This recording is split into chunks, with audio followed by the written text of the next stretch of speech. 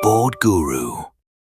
I typed one prompt into Peakboard's AI, and it built an entire hospital shift handover board for me. Nursing handover is one of the riskiest moments in hospital care because everything about 30 patients has to move from one team to the next in a few crowded minutes, usually on a handwritten sheet.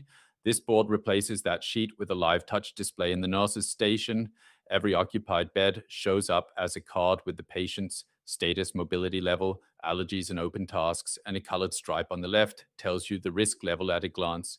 Nurses sign in by name, so every observation they record is automatically stamped and traceable.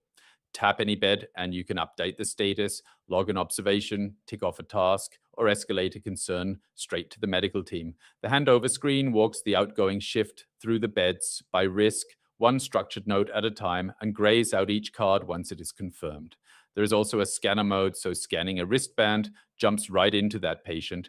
And remember, all of this came from a single prompt to Peakboard's AI with no manual programming at all.